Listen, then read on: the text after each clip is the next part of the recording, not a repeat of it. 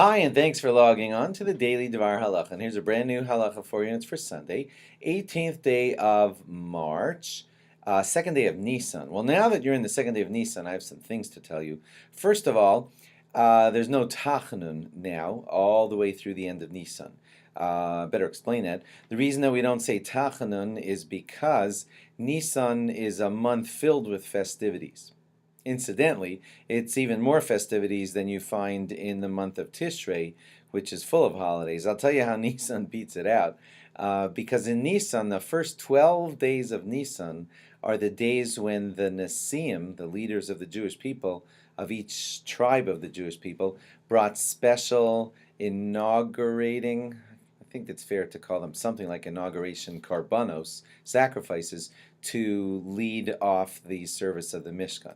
First time the Mishkan was ever, beginning to be used, each day of those first 12 days, and they were the first 12 days of Nisan, each leader of each tribe brought a very special karban.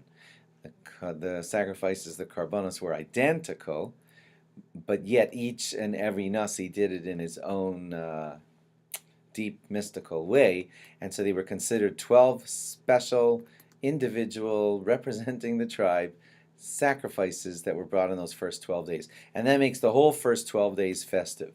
Okay, right after the first 12 days are festive, day number 14 of Nisan is already the day that you bring the Pesach sacrifice, and speedily again in our days when we see the Beis HaMikdash, the temple, hopefully we'll do it then too. So all 12 are festive. 14 is festive. 15 through the end of Pesach is festive, and then most of the whole month was festive, so we don't say Tachanun during that whole month. Not to compare so much, but Tishrei has a drop less, even though it has all of its important holidays. Also, now that you've arrived into the month of Nisan, it's the apropos time to be saying that special bracha over blossoming fruit trees, but consult your proper sitter to get the exact laws on that, which we may do a little bit later, maybe, and also your rabbi, and also make sure you're saying it over the right kind of tree. Sometimes you think it's a fruit tree and it really isn't, or sometimes you think it's the right kind of tree and it's a hybrid tree, and it's only supposed to be certain kind of exact fruit trees. If you have a really knowledgeable person who tells you, who really knows halacha and says that tree qualifies, and it qualifies as of yesterday, and he's got a sign there hanging, and he knows what he's talking about, and he tells you this is the bracha, this is the tree, say it now. And again, if he's reputable and knows his stuff, then that's a good way to do it. But to just decide on your own, oh, there's a tree, that looks pretty, I'm making the bracha, and you find it, oops, that wasn't a fruit tree, or oops, that was a hybrid tree, or oops, that was too early, or that was too late. So please do be careful about that also.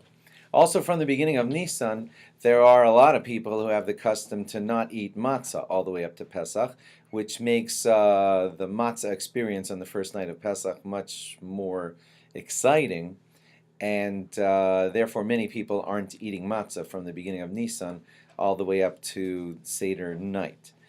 Some rabbis do say, though, that if you want to eat matzah that's known to be produced in a way that it's chametz, matzah that isn't produced properly is a little bit leavened and, or not watched from being leaven-free, then that kind of matzah might be acceptable according to some customs.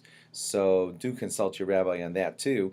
But these are some of the things that kick in as soon as you're in the month of Nisan. Just a reminder, do make plans to get to your rabbi and sell your chametz through him.